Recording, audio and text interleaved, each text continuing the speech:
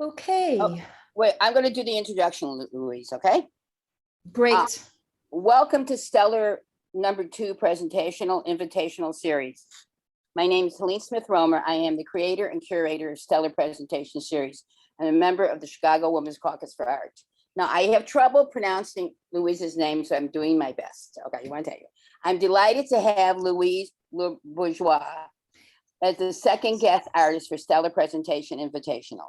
This idea was visualized in the middle of the pandemic and the engulfing epic events that have come to define the turmoil of the 21st century. Initially, it was established to give CWCA members a manner to deal with the isolation and effects of the virus, and then the historical events that followed. Art has always provided a space to dream, to create unlimited possibilities and scenarios. So why not let the popular accessibility of the Zoom app provide a platform for women artists to construct an intimate but open podium between artists and audience. In addition, Stellar Presentation Part 2 was initiated to have women artists who are doing such incredible work, their own history, and have their own voices heard. Indeed, this is the celebration and advancing the careers and work of women artists has been the foundation of the National Women's Caucus for Art and its local chapters since its inception almost 50 years ago. In celebration of that event, the WCA is having its national conference in Chicago in February of 2022, and we hope you will attend. In the 1970s, it was this organization that championed and advocated for more national recognition and historical writings about artists, as Alice Neal, Hannah Hock, Faith Reingold, Betty Sark, Hannah Wilkie, just naming a few. And so in this spirit, Louise, we welcome you. Louise is from the wonderful state of Louisiana and received a degree from the University of Wisconsin-Madison, a BFA in painting from the School of the Art Institute of Chicago, an MFA in painting from Northwestern University, and an MFA in creative writing, nonfiction from Columbia College in Chicago. My introduction is just an abridged version of her accomplishments. Solo exhibit at Chadwick Gallery in San Francisco, California, Fermi Lab in Batavia, Illinois, Gold Gallery in Boston, group exhibit at the Elder Gallery, Nebraska, Two Moon Gallery, Nashville, the Museum of Water in New York. She was an Illinois Art Council finalist and received a Columbia College faculty development grant and did an art residency at Ragdale in Lake Forest, Illinois, and Columbia College in Chicago. Her work is in public and corporate collections from Union League of Chicago, Chicago Department of Culture, College of Lake County, Grays Lake, Indiana University, Northwest Gary, Indiana. Moreover, she has taught at Columbia College, Northwestern, and International School of Art in Florence, Italy. Her work is represented in galleries in Boston, San Francisco, and Big Sky, Montana. Louise is an artist, integrating her passion for painting and swimming, with that for art, writing, and love of humanity, and involvement in improving the human condition. Her paintings are incredibly beautiful and intricately woven. The water, the sky, the movement that seems to be on the brink of something ominous. We observe in her paintings a philosophical scenario, a type of decisive moment.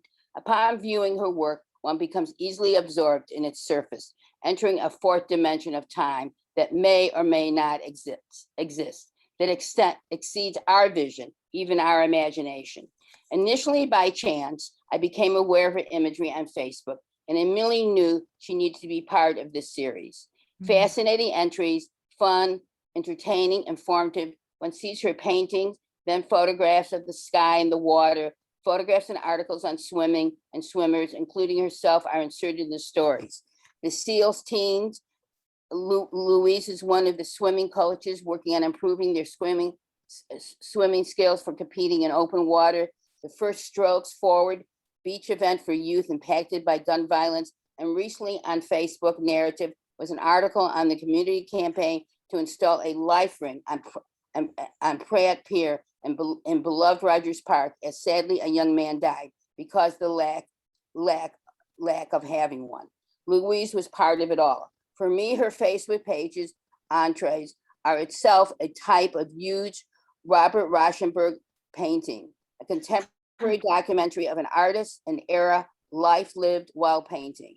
And similarly, what was said of Alice Neal, can be said of Louise, quote, art making and the everyday were always entwined. And so on behalf of the Chicago Women's Caucus for the Arts, in memory of our past beloved president, Dale Osterley, I welcome Louise, the painter and poet.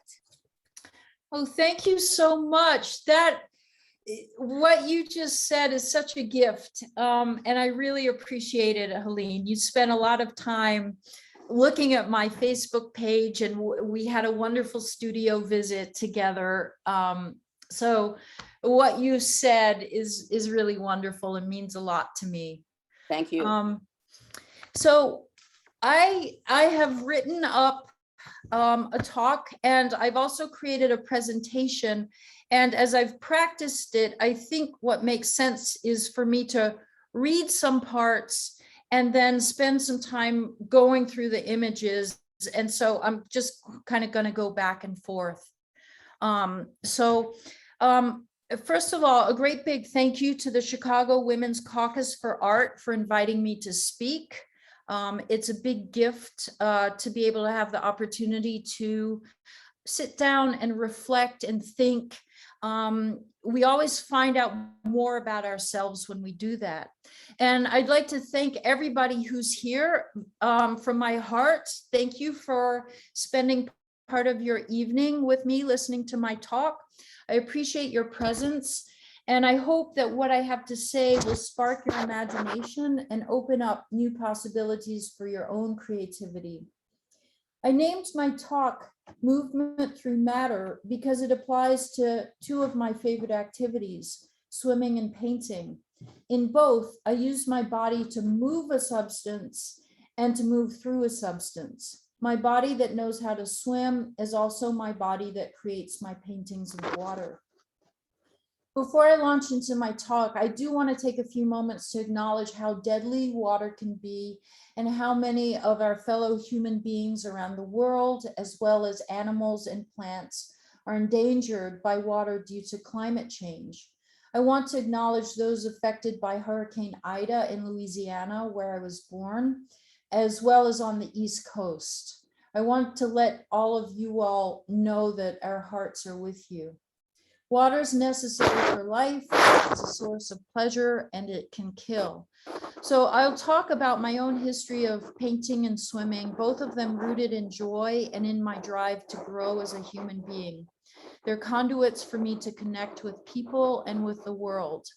Towards the end of my talk, I'll circle back to what I think it signifies for me to create meaning from my paintings of water and sky based on my connection to Lake Michigan during this era of intensifying climate change. Okay, so in the early 2010s, photographer Kevin Miyazaki embarked on an 1,800-mile journey around Lake Michigan. He photographed the lake as well as people who live near the lake whose lives are inextricably tied to its water. Fisher people, US Coast Guard members, artists, steelworkers, scientists, birders, surfers, and swimmers, to name just a few. As an artist and an open water swimmer in Chicago, I was invited to participate in this project. Miyazaki photographed me along with several of my swimming friends at Promontory Point. And there I am with my friend Jennifer Vinchek Murphy, who's has since moved to Seattle, but we were good training partners for several years. In 2014, the Haggerty Museum of Art in Milwaukee exhibited Miyazaki's photographs in a show entitled Perimeter. They also published a catalog in which, beneath some of the portraits, Miyazaki included quotes from the person depicted. One quote stuck in my mind. It's from Andrew Wallace, a surfer from Whitefish Bay, Wisconsin. He said, quote, "I now sometimes refer to it as my lake, and I wish more people did too." We think of the word my as referring to an individual's possession or a claim to something that very few other people have, as in my leg, my bicycle, my family. We might say my city to someone who's not from that city, At my as in mine, but not yours. Wallace's sentence imparts generosity to the word my. He has a relationship to Lake Michigan that few others have.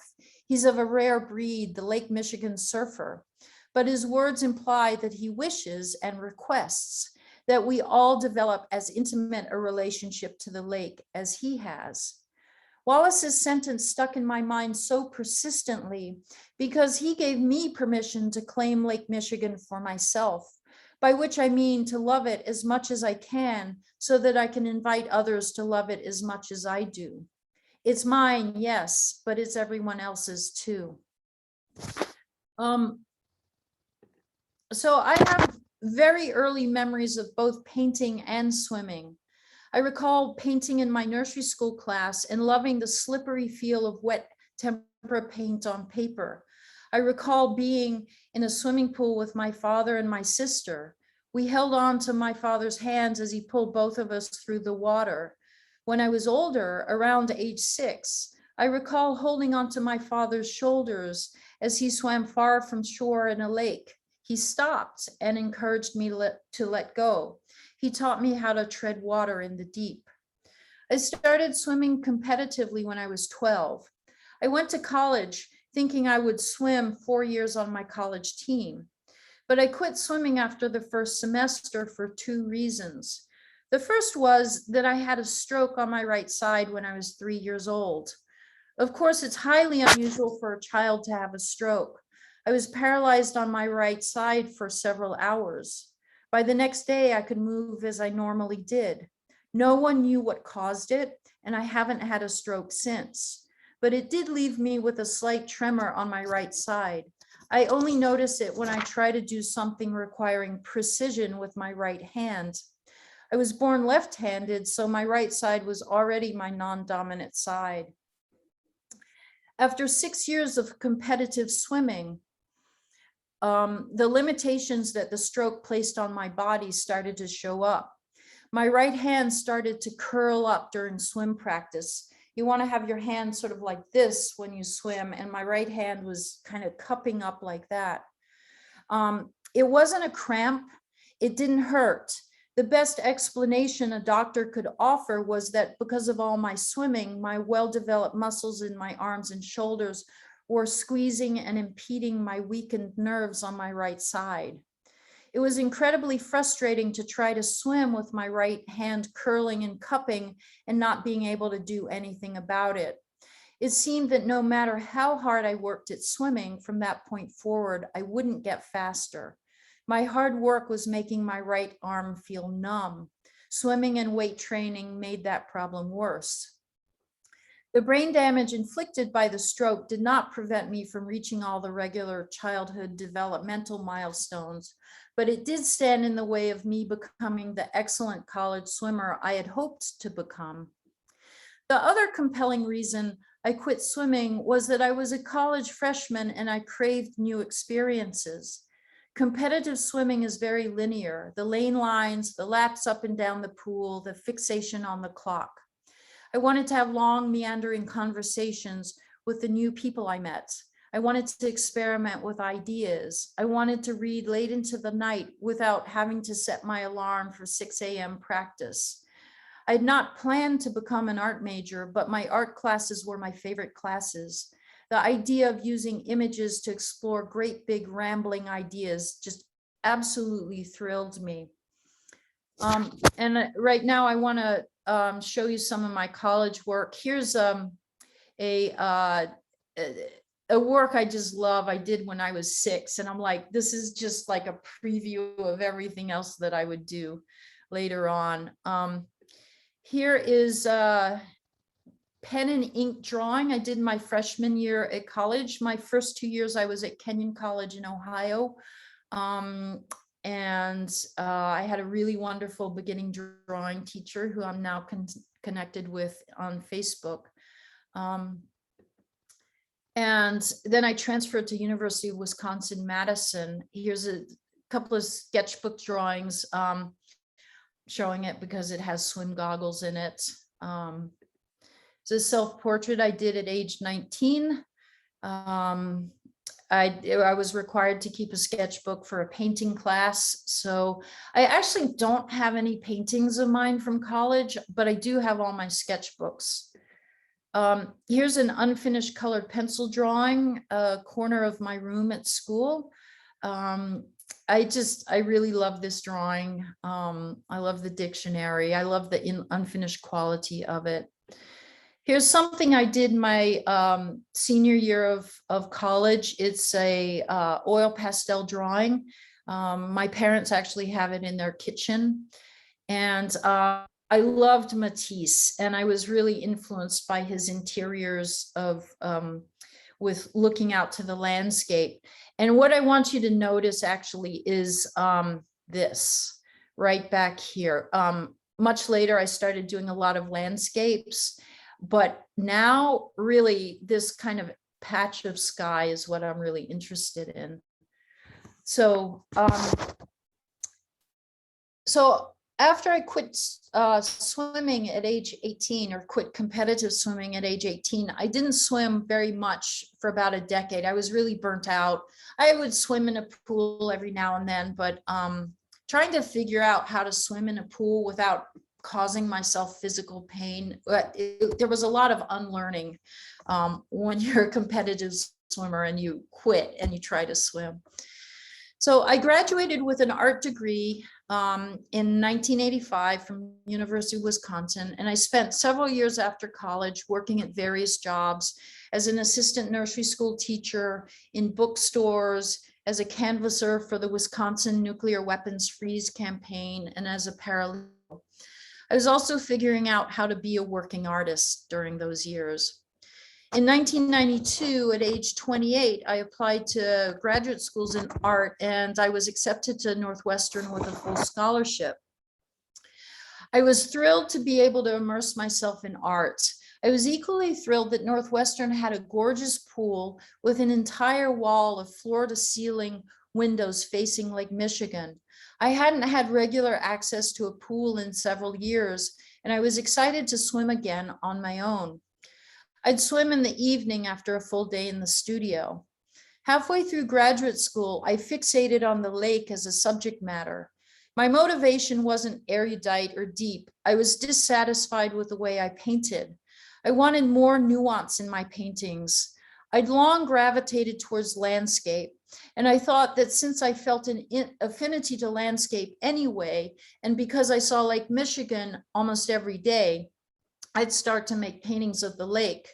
I thought that painting water would be a good way to hone my skills, thinking that if I could paint water, which is in constant motion and both transparent and reflective, then I could paint anything.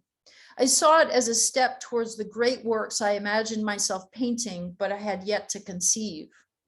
So I have a couple of paintings from grad school I want to show you. I realized as I was preparing for this talk, up until about early 2000s, all of my artwork that I got photographed were on slides, and it's a big project to convert slides to digital work. So this was actually the very first water sky painting I made in my second year at Northwestern. It's small, 8 by 8 inches, and you know, it's simple, but I really felt like it was the beginning of something. And here's another one that I did. This one's also small, 6 by 8 inches. This is one of the paintings that was in my MFA show from Northwestern when I graduated in 1994. So what began as this exercise of like, I'm going to try to paint water, and that will just give me the painting chops to paint these other things that I thought I wanted to paint. What began as an exercise became an obsession. Though it took me years to realize it, I was jettisoning the solid forms of landscape for the ever-shifting water and vaporous sky. On a blustery fall afternoon in 2011, I was driving with my friend, the writer Karen Halverson Schreck. We just spent a couple of hours in my studio discussing my recent paintings. I had a one-person show coming up, and Karen would write an essay for the catalog. We talked about my fixation with water and the horizon line and my depictions of vast spaces in what were then small paintings. We were driving from my neighborhood, Rogers Park, to downtown Chicago, where Karen would catch the train home. The lake frothed as we drove south on DeSable Lakeshore Drive. "Tell me about your swimming," Karen said. I spoke about what it's like being immersed in open water where nothing is solid, and about how swimming in open water requires a constant negotiation between your body and the conditions of the lake, the temperature and the waves. I told her about my two kinds of liquid, how my adventures in water translated into working with fluid, if gooey paint, and about how in both painting and swimming, I use broad sweeping motions with my shoulders and small movements with my hands. It was late afternoon. I could see the racing clouds and the boisterous waves in the darkening sky to the east as I drove and spoke. "Brush stroke, swimming stroke," Karen said. I said to Karen, "I had a stroke at age 3. Time stopped at that moment. I was 47 years old. I'd started swimming seriously at age 12, and I'd started painting in college. I'd been doing both for decades. It seems so stupidly obvious now, but I had never once made the connection between swimming strokes, brushstrokes, and the fact that I had had a stroke." Psychologist Dr. Annie G. Rogers writes in her book, The Unsayable, quote, "Although unconscious life is anything but random, its logic isn't always clear. In other words, you find its logic only through association and in retrospect. Whatever is unresolved and unsayable repeats. We repeat what we cannot bear." I have a vivid visceral memory of having the stroke. I was in nursery school. The entire class was dancing to music. I was having fun. I fell down. I wasn't hurt. No big deal. And then I realized I couldn't get up. I couldn't move my body the way I wanted to. That's when I screamed out loud. I also had an experience in the hospital when I was in the examination room, separated from my mother. I have no memory of it. The only reason I know it happened is because I told my mother about it immediately afterwards, and she still remembers what I told her. The next day, my mother asked me about what I had told her, and I did not remember it. I still don't remember it. The incident has to do with terror. The doctors and nurses really terrified me.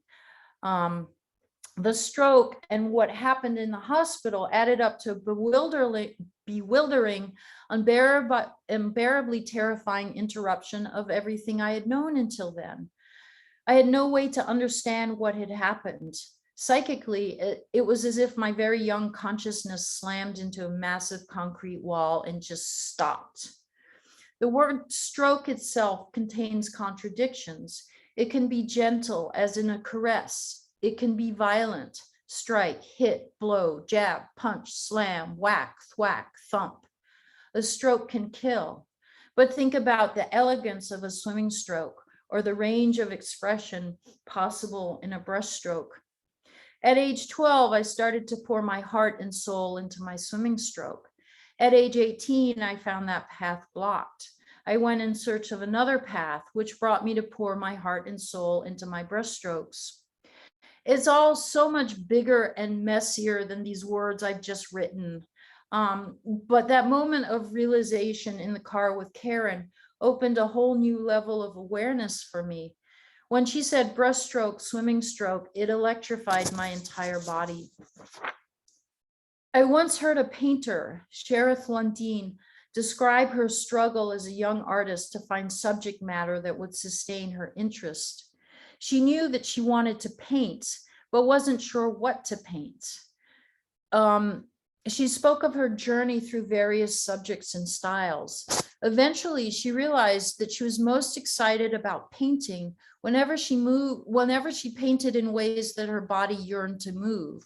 By trusting what her body wanted to do, she discovered who she was as an artist.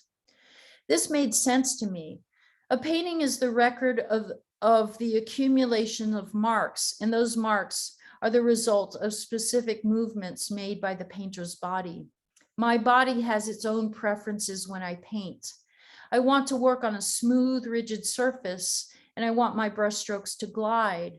I have no patience for the bounce of canvas or for the resistance of stiff paints on the weave of canvas. There's nothing wrong with these things. Other painters use them to great effect. But I feel a shudder whenever I think of working this way, a visceral aversion that lies beyond reason. My body knows what it likes and what it doesn't like, and I know which movements will entice me into my workday and which will cause me to procrastinate. Listening to Sheriff Lundeen, I felt a deep thrill hearing her articulate something I'd always known but never thought to express in words. What was I looking for as a beginning painter? My body had an instinctive reaction to how my brush felt in my hands. The brush was the conduit that connected my hand to the surface of what I was painting on, and it conveyed a message that bypassed my conscious mind and communicated directly to the rest of my body. My body desired something that my conscious brain had very little access to. My body rejected the idea of resistance and interruption to the flow of its movements. As I look back at what I wanted as a young painter, I'm compressing that time into a neat package. I was wildly uncertain about my path, and I won't narrate my doubt and the circuitous journey I took as a painter, because all those starts and stops aren't relevant to the part of my younger self I want to express here. I want to connect with a feeling I had back then, which is the same feeling I have now, which is I want to glide across a surface. I was dancing with my nursery school class when I fell down and couldn't get back up. Possibly in my painting, I'm trying to renegotiate the moment when I had that stroke.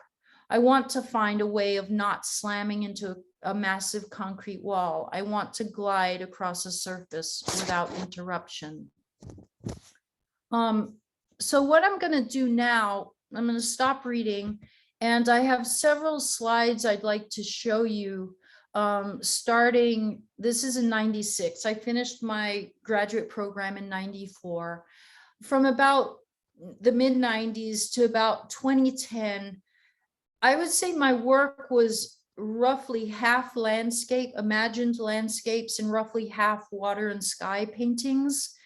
And what I want to do is show my journey kind of going from landscape to water and sky.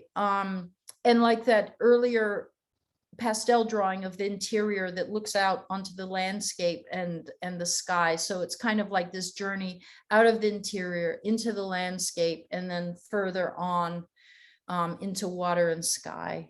So I've got several slides here, and I'm going to just go through, pausing. And these are all pretty much made up. Sometimes they are, I would see fragments of paintings that interested me, and I would take some elements of those paintings and kind of create my own composition. So here's, we're up to 1999. Here's a water sky painting. I painted quite a few aerial views, kind of based on things I would see out of an airplane. My whole family's from New Orleans, so a lot of times I've flown more times than I can count from Chicago down to New Orleans, and there's a period of time you're flying above the Mississippi River and you see all of the meanders of it, and I really thought that was just gorgeous. Here's another aerial view. It's the landscape. I did quite a few paintings of moons. And sometimes I would take fragments of, or there would be something interesting in a photograph that I'd taken. I do work from photographs, but mainly there's jumping off points. Like there's something in the photograph that I like. And then I will use that element, but invent my own image. This is the clouds in here are based on a photograph that I had taken. Fog is a big thing. I love painting fog.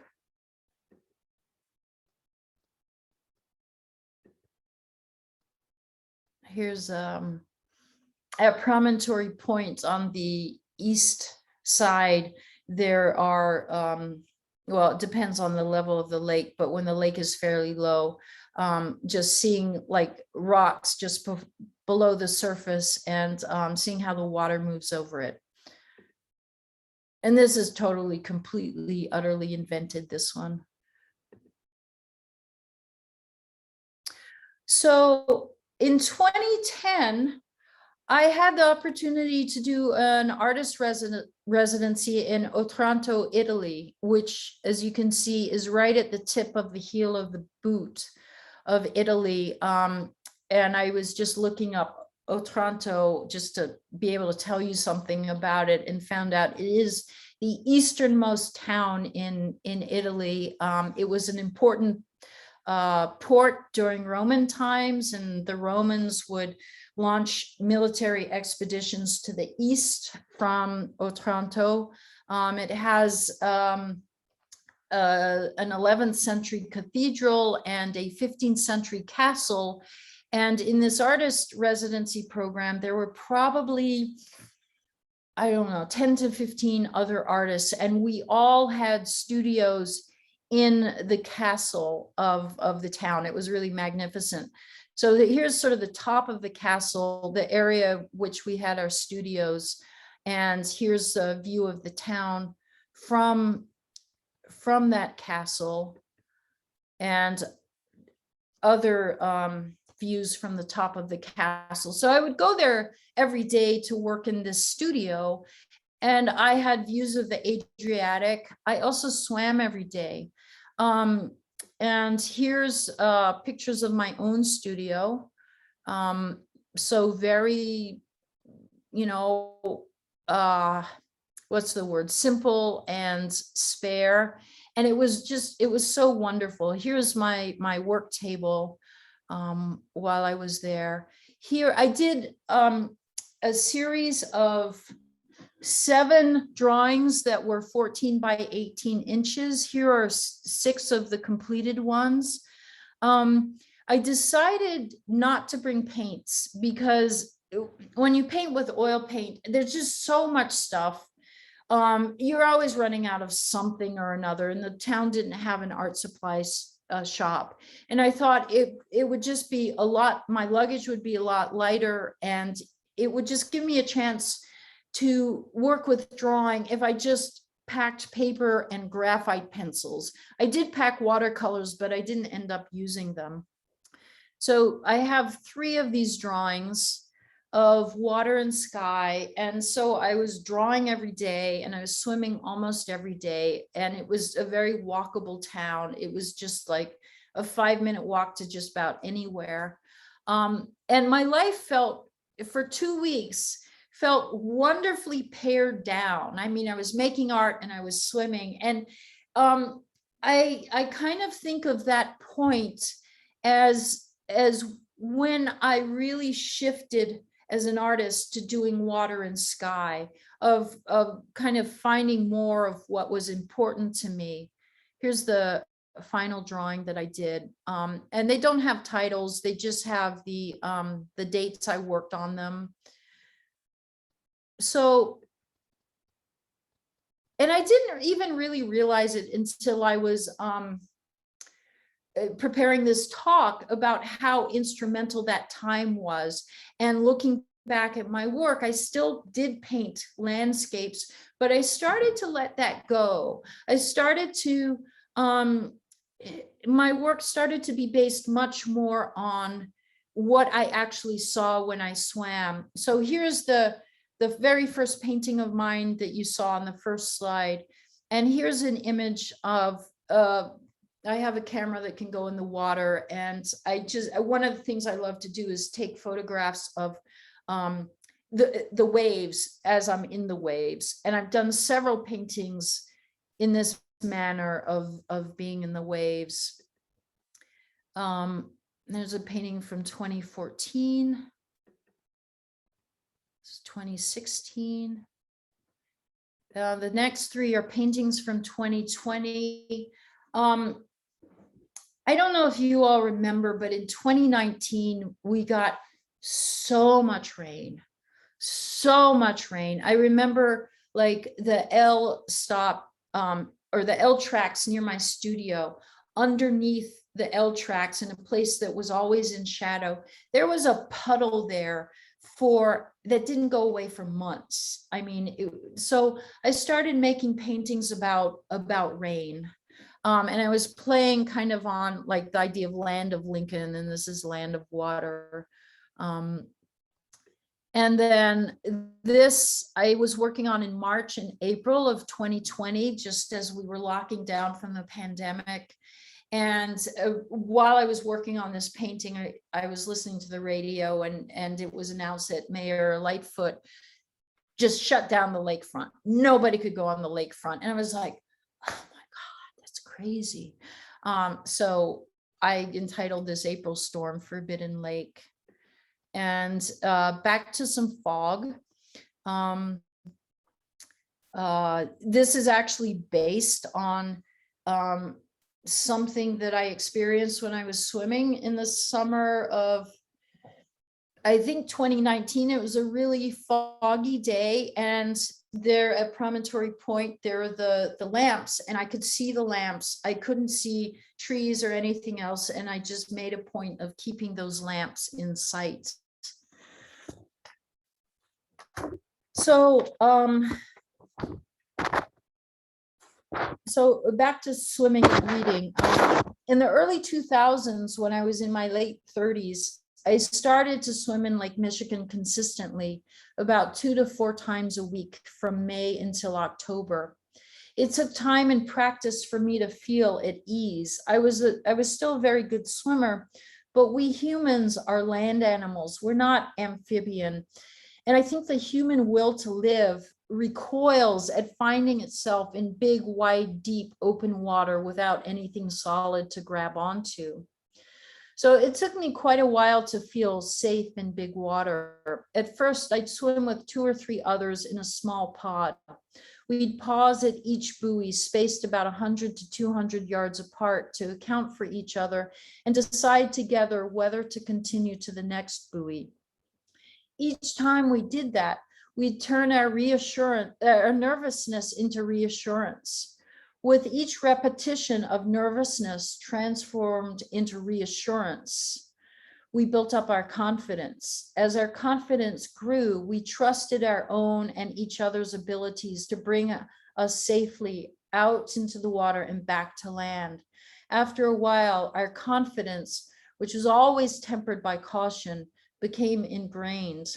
My swimming friends and I translated each other's support and encouragement into our own internalized sense of safety in the lake.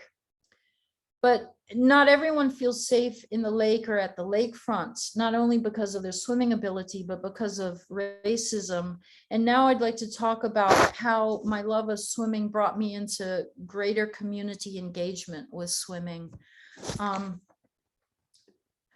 So this past April, I got involved with a new project having to do with swimming and racial discrimination.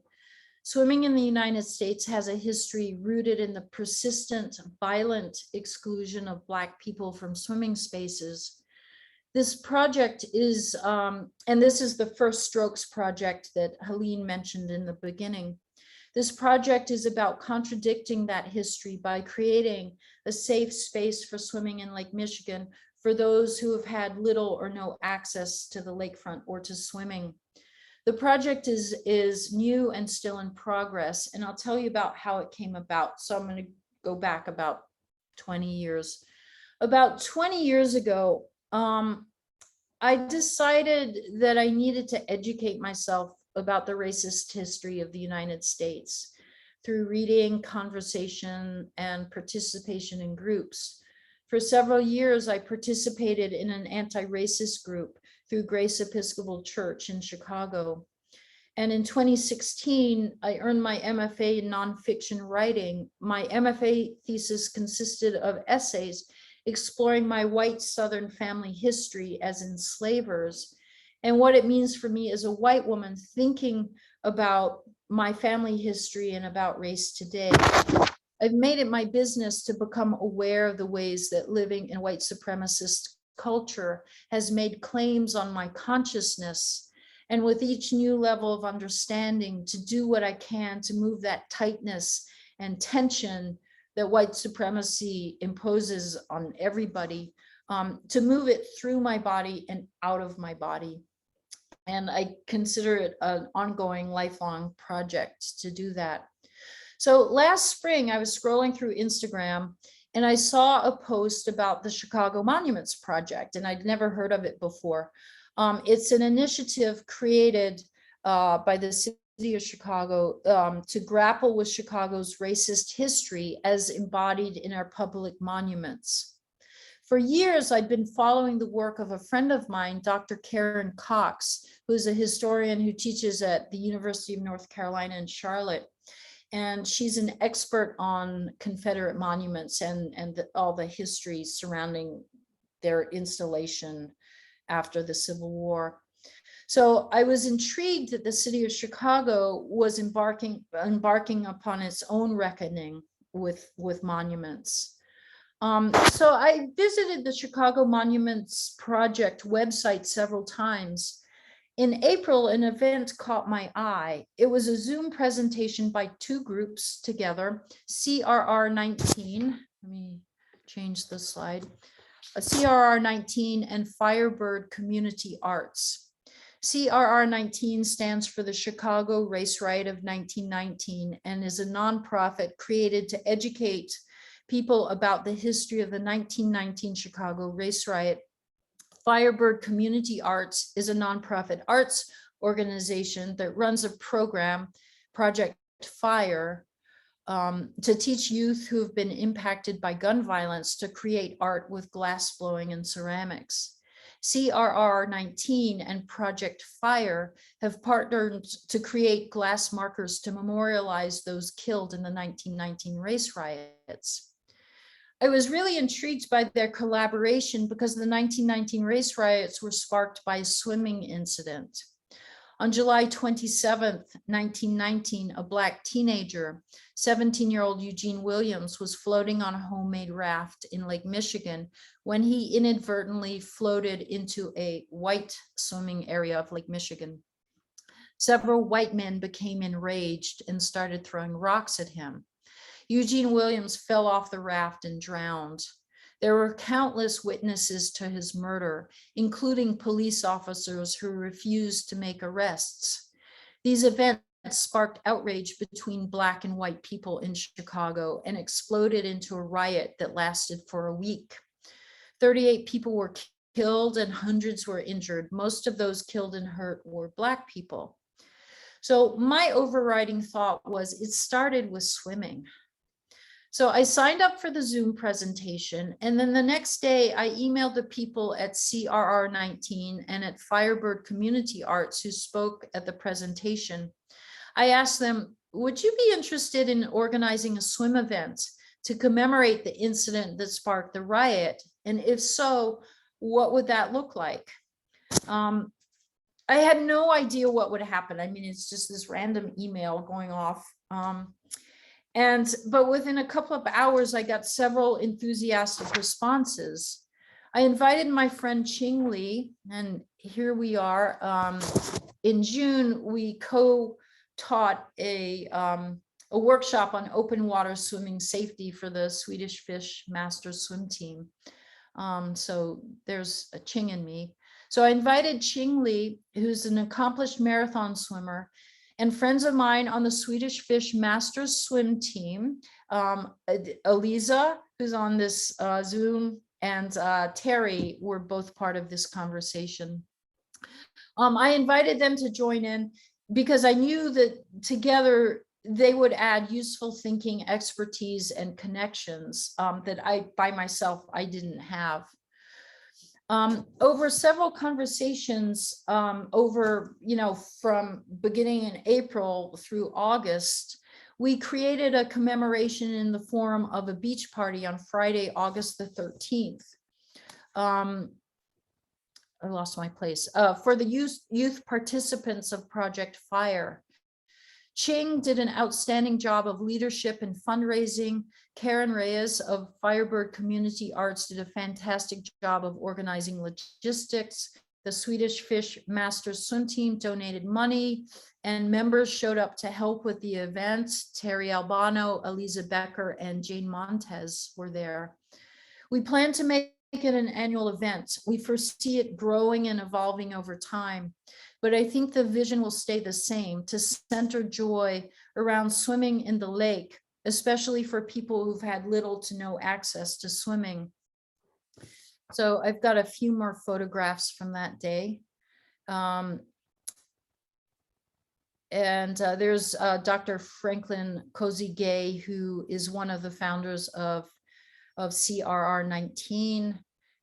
We had a photographer, a great photographer, Anthony Robeson, who took these pictures, come. And so here's some of the youth participants talking about his photography. So where am I? So through my involvement through CRR 19 and Firebird, I began to coach open water swimming. Dr. Franklin Cozy-Gay, one of the founders of CRR 19, introduced Ching and me to Bernard Lyles, a coach who's been instrumental in getting hundreds of athletes of color to participate in the sport of triathlon. In 1992, Bernard started TriMasters, a program to coach both youth and adults. So there he is, looking very coach-like. Bernard told Ching and me that he could use some open water swim coaches this summer to coach his adult triathletes. He invited us to coach with him at 57th Street Beach on Tuesday and Thursday mornings, and we said yes. I've had more fun coaching open water swimming than I've had in a very long time doing anything. I set my alarm at 5 a.m. twice a week to work with these awesome, delightful, and determined swimmers. They range from beginning swimmers to experienced swimmers who've competed in Ironman triathlons. Our coaching ranges from teaching swimmers how to relax and float in the water to taking swimmers out into deep open water to work on stroke technique. And I'll just show you a few photos. Here we were after a swim session. I think there were probably about 20 swimmers who would show up during the course from beginning of July until just this past Sunday was our last session.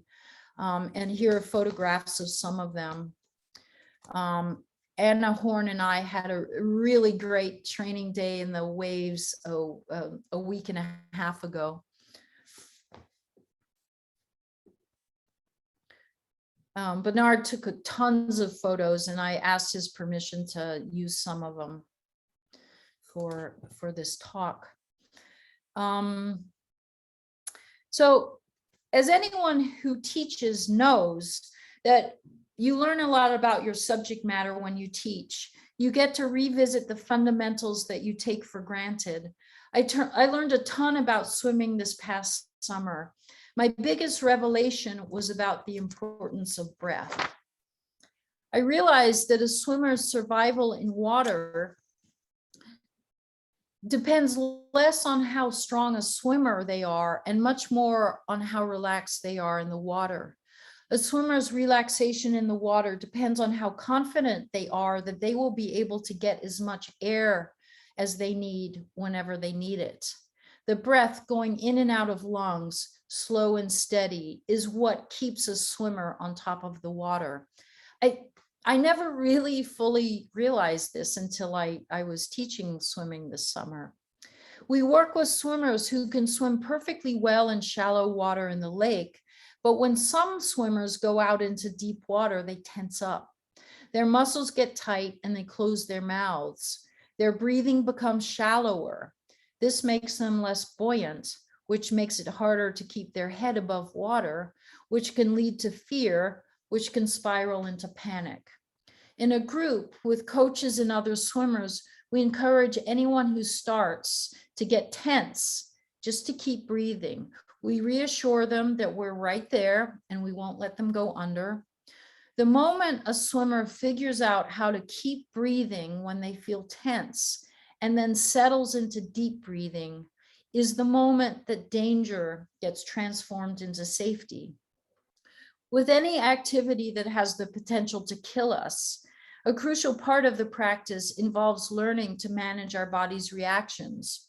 Another crucial part of the practice is to push ourselves past our boundaries of feeling safe and then create the experience of coming through it safely. Through repetition and practice, we internalize the experience of being safe. This is how we learn how to do things that once terrified us. Of course, we always need to respect Lake Michigan's power. Even the most experienced swimmer can drown if they become overwhelmed. It's our responsibility every time we go into the lake to make sure we have the resources to meet the demands that the lake makes on our bodies. If you intend to become an open water swimmer, it means getting to know the body of water in which you swim. It means loving and respecting that body of water because your life depends on it. There's one more coaching picture. I just love this one. This one is taken from a video. The reason I'm passionate about coaching open water swimming and teaching people to feel safe in the water is because I want people to love and embrace the natural world we have right here at the edge of our city of Chicago.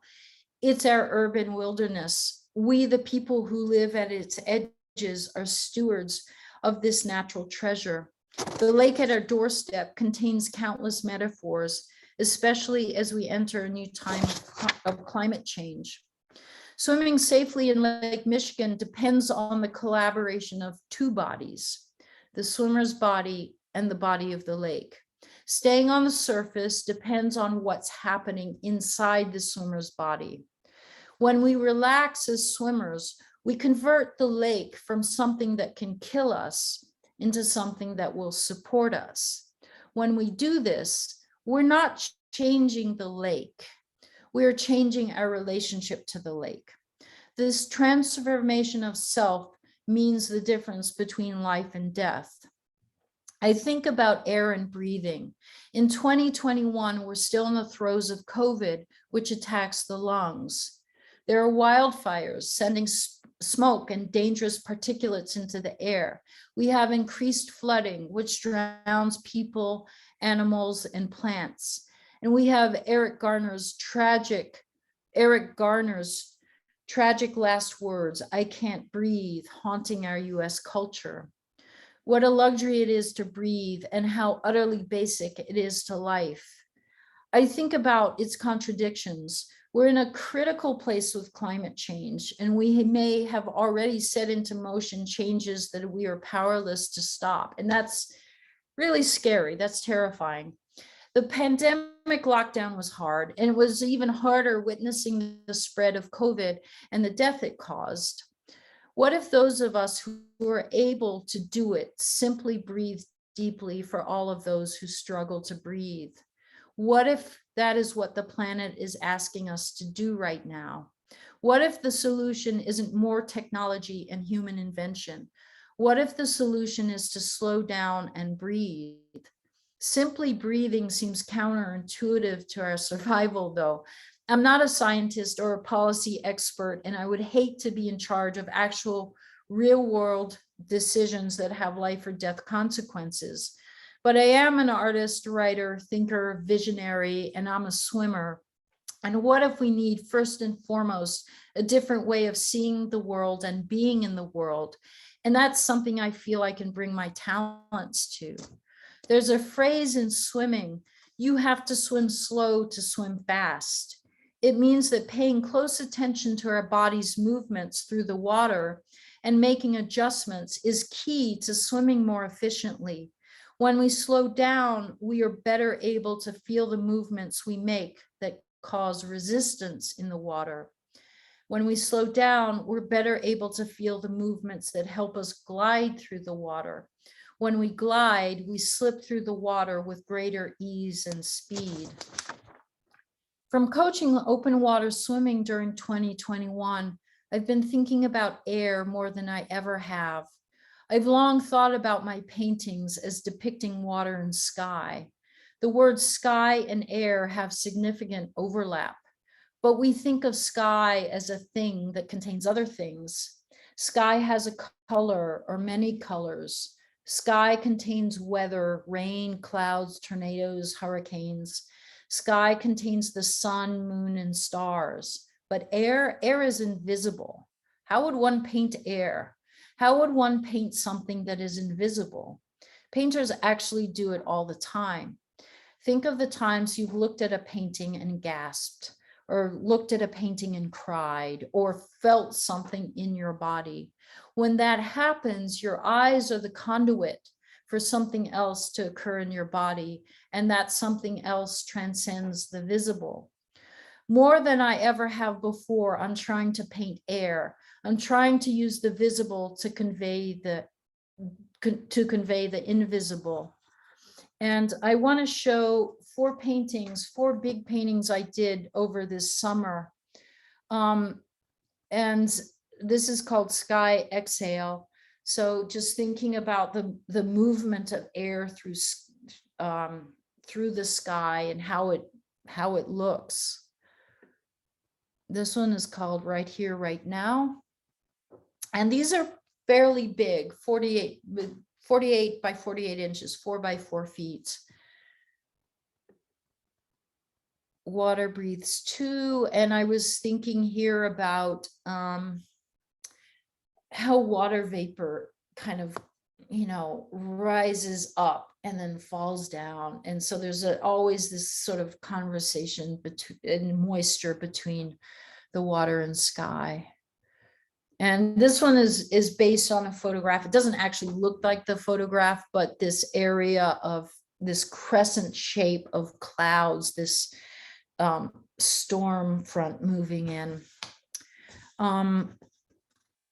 So my painting, just have a page left. My painting has become an expression of my love of swimming. My swimming is a delicate navigation of the physical and psychic wounds my body carries, and my swimming is a way to try to heal. My painting is a way to try to express that wound and that healing, because no one can tell from looking at me that I had a stroke. My painting is, in part, a coded way to try to make that invisible wound visible. I became a writer, in part, to uncover what my painting was trying to make explicit. But I'm also aware of the slipperiness of words. We can make true statements and we can tell stories that resonate, but words can never contain the enormity of experience. Words can only represent fragments of it, but words and images can navigate paths to greater clarity and insight. I'm reading a really fabulous book of essays entitled All We Can Save: Truth, Courage, and Solutions for the Climate Crisis. I've got it right here. It's oh my gosh, the essays are just fabulous. One of the essayists, Abigail Dillon, writes, "We underestimate the power of contribution, of acting within our own sphere of influence to tackle the piece of the problem that's right in front of us. The one thing that I can do, grounded where I am in Chicago and having the skills and passions that I have, is entice people to love Lake Michigan as much as I do. Will that save us? Will that stop the inexorable motion of climate change? Not by itself, it won't. But if my actions get added to the actions of everyone else who is in love with some part of the natural world, teaching others to love what they love, it could possibly, hopefully, be enough for a cultural shift that could make a difference. And even if we are doomed, It seems that the best we can make of our time on the planet is to love where we are and do our best to care for it. I want to get as many hearts and souls and brains and bodies as I can of the people of Chicago, my city, to love Lake Michigan as much as I do, to become as comfortable as I am in the lake, and to know it as well or better than I do. I want us to care, and the more of us who care, the more knowledge we can create, and the more we create, the more fun we can have, and the more creative we can become. My lake, our lake, body of water, one, our body, one body. Whew. So that's my I'm Mike. You want to unmic, Bert? Unmute? Yes, everybody, please unmute yourselves. That was wonderful, Louise. Thank you very much. I That was great. really worked hard on it, and We should be drinking. Louise, I that was have my wonderful. water right here. I'm going to take I some need water. I need My something water. stronger. I need something stronger. What's Okay, stronger let's than start. water? Do people want to start the questions, or people out there? I'm going to stop share. Say, thank you. First of all, Louise, that was brilliant and beautiful. Just and say your name, inspiring. Laura. What's that? Just give your name. Just give your name before. Laura. I'm Laura Surfdahl, and I'm an artist. And I will share a little story because when I first had my studio on Howard Street in 2002, I started doing paintings of sky and water in 2003. And one of my studio mates, Gail Pataki, said to me, you know, Louise LeBourgeois has been doing that for years. So it was like, oh, and I didn't, so it was like to discover you as an artist. And I've always admired your technique and your focus. And it's really the issue. And this is something Bert had said in another meeting. And I'm going to quote my colleague Bert, that we're all artists in different ways. But, I think part of the issue is, how do we find meaning in our art? How do we find meaning in our life? And that was one of the beautiful things about your talk is, how integrated and how your art enriches your life and so on and back and forth. So I really thank you for that. It was really lovely. Also, you probably know these books. This is called The Death and Life of the Great Lakes by Dan Egan. Yeah, I read that. Yeah, I thought you had. But, and also there's a book called Breath by James Nestor, which really explores the history and the importance of how we breathe. And I think if, you would like it. So, can you say the name of the author again? James Nestor, Nestor. Thank you. I'll look that up. That sounds really wonderful. I would Thank you, second Laura. I would second that on the James Nestor book. I've been reading that as well because I've been interested in the whole concept of breath and breathing and how we breathe and how we don't pay attention to the fact that we breathe, but breath is really an important part of our lives. And that book is pretty amazing. Okay. Because I've been reading, I have a number of other books about breathing techniques and breathing, but he looks at a lot of different things and a lot of different, and he has a lot of resources in there as well. Thank you. Thank you. Louise, your work Say is your name. so- Say your name. Oh, I'm Sorry. sorry. My name is Lourdes. Sorry. Hi, Lourdes. And your work is so inspiring. Coming from a person who fears water, I've almost drowned in it, and I have forced myself to swim now that I'm living on a lake in a little lake, very little, 48 acres.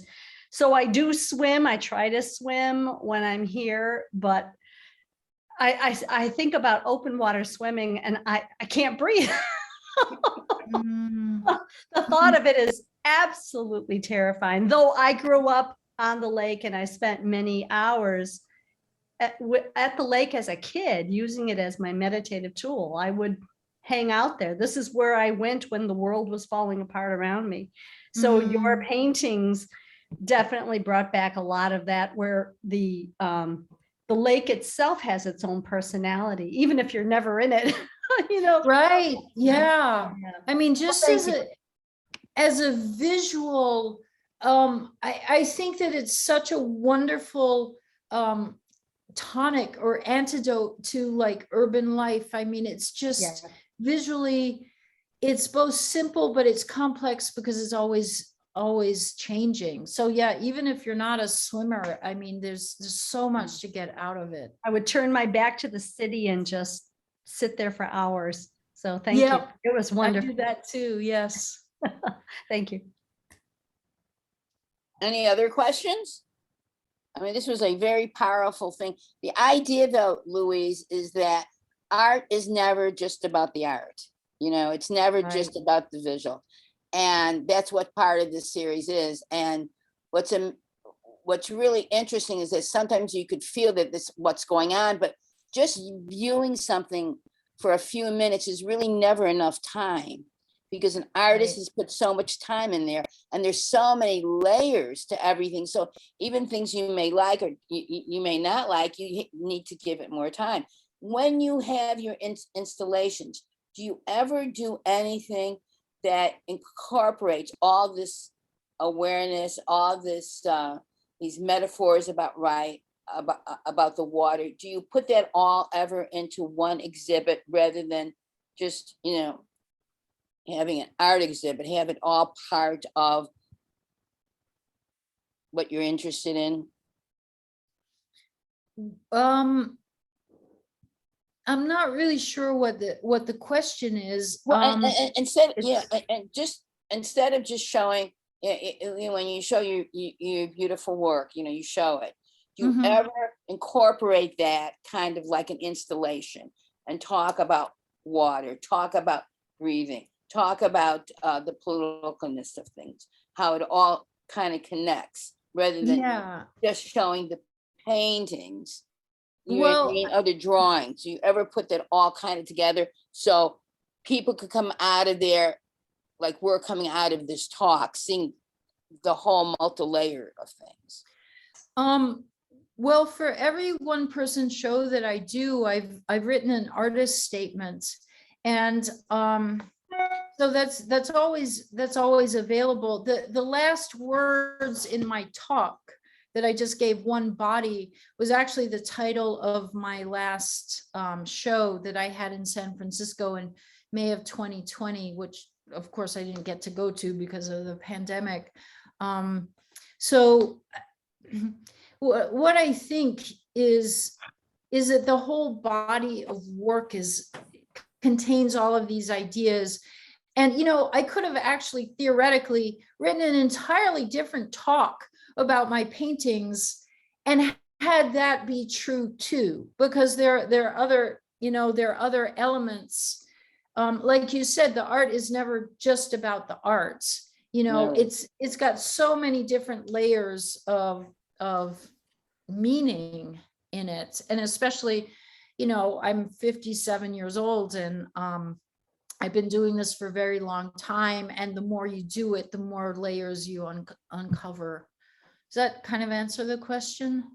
Yeah, no, not really, but I was just wondering if when you did, you know, you did a show and it was all devoted to you, a solo show, if all these some of these other issues were, you know, kind of part of it. Do you know what I'm saying? Yeah, well, I try to write about it in the artist statement, you Okay. know, so that's available. I mean, painting does one thing, writing does another thing. That's part of why I went back to grad school and got an MFA in writing, because I felt like there was so much going on in my painting that I didn't quite understand. And in part, I really wanted to be able to write well about what I was doing. And you know, half the time I didn't really know what I was doing. I would just kind of make stuff up and be like, oh, okay, that's interesting. So I just wanted to like put words to what it was that I do. Yeah, the fact that you don't know, it makes it even more interesting. I mean, that's what for me is interesting, that I never know what's going to happen. And then Well, it it's happens. kind of like a dream. Yeah. You wake up in the morning, you've had a really vivid dream and you write it down and you think, okay, it's related to this. And maybe you tell a friend about it and they're like, well, but what about this other thing that's going on in your life? And you're like, oh my God, that's true. And then, you have it written down and you look at your journal a year later and the dream means something else. Mhm. Like you can see another layer in it. So that's how I kind of, you have a therapist and bring the dream to your therapist and find out even more layers. I feel like that's what my body of work over all these years, it kind of contains that. And I would say that that's true for any artist. So, Louise, this is Terry. Terry, Fowler. hey. Hi, and I'm joined by one of my fellow sales team member, Shauna. Shauna, yes. Yes. I'm thrilled to It's- see you. Yeah, so as a subject of your art, I first want to compliment you on your swim coaching skills, because you did help me to center my breathing quite a bit in that open water. So yes, that's a challenge. But on many mornings, we did catch a beautiful sunrise and Yes. saw the clouds in many different shapes, but in all of its glories.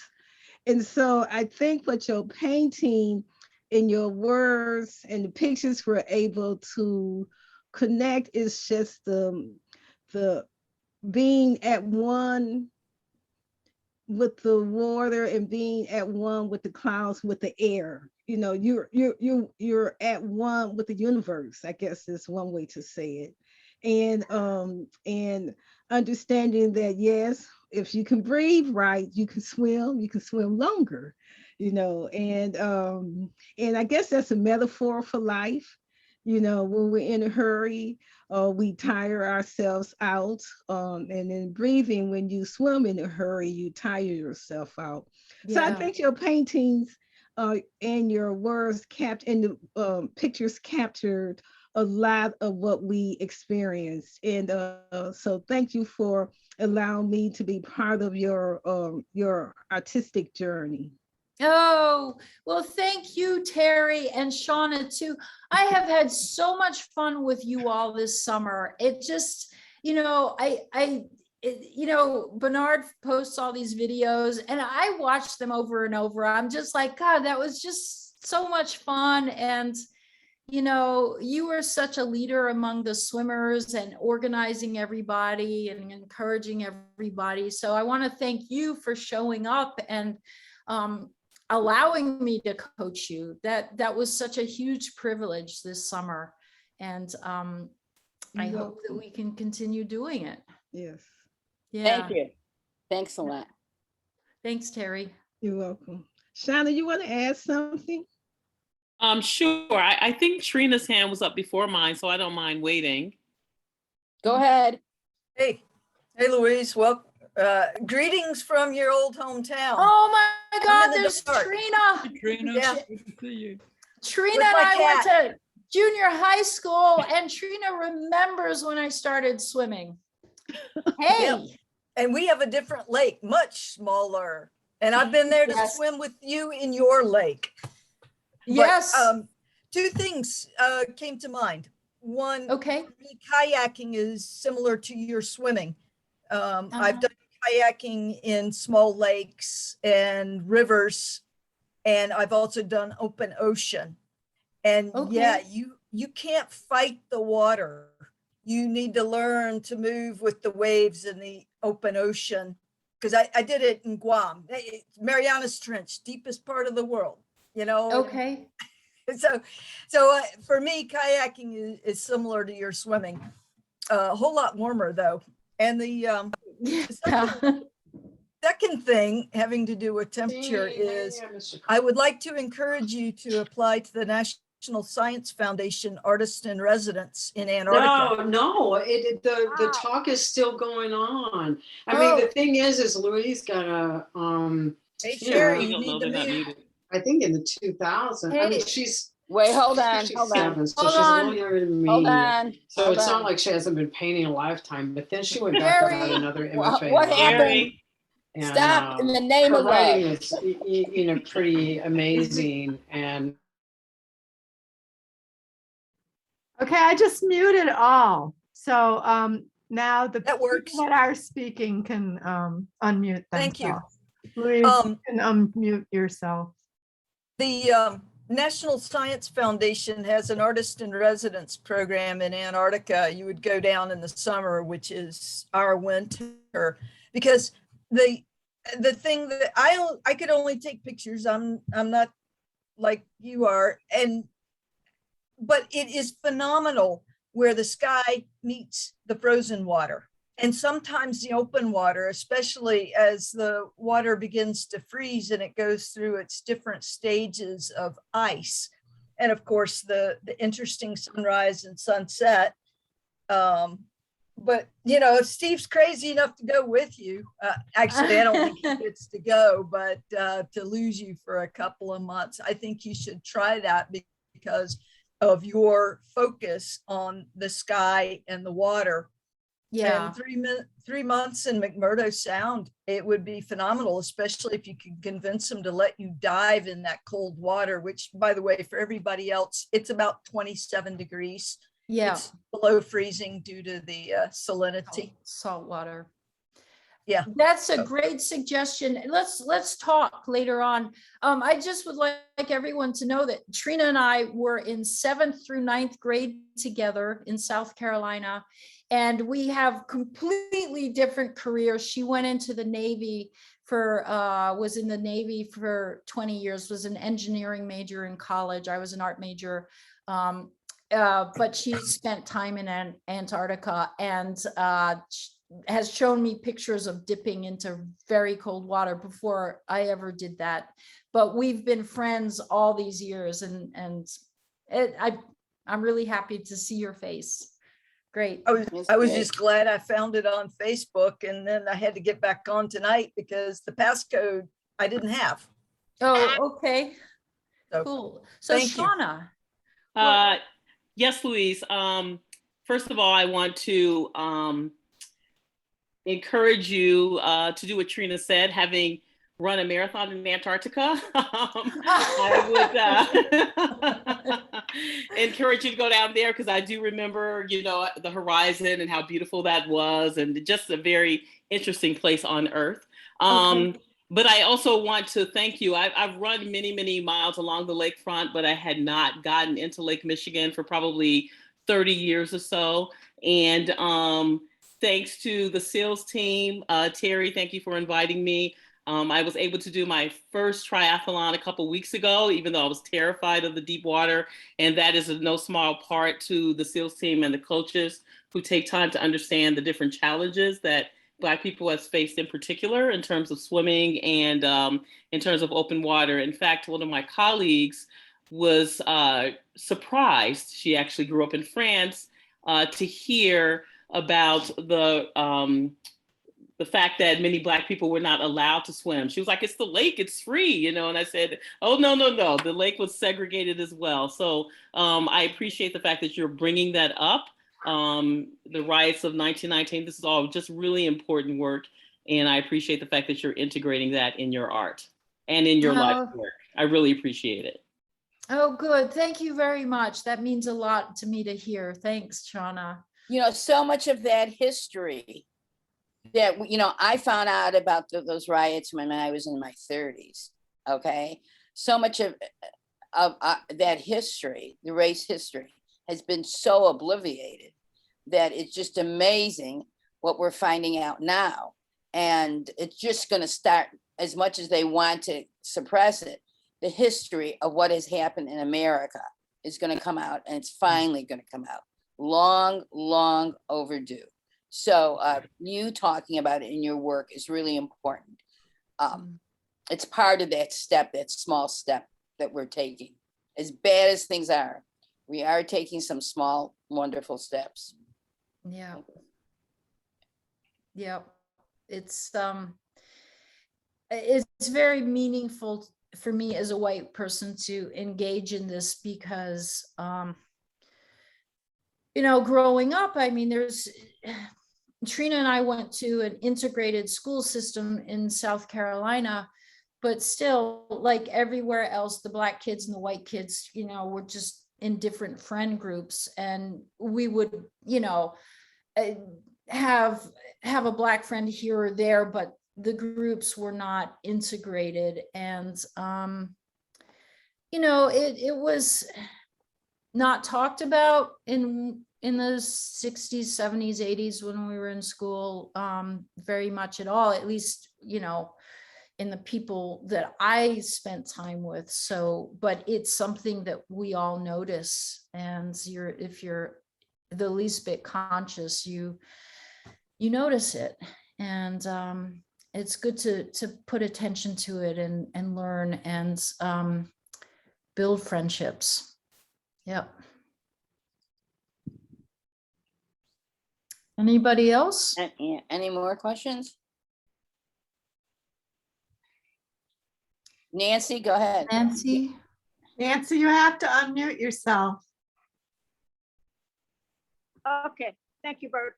It's not a question. I'm fascinated by the fact that you tied your body to swimming, but you didn't tie it to making art.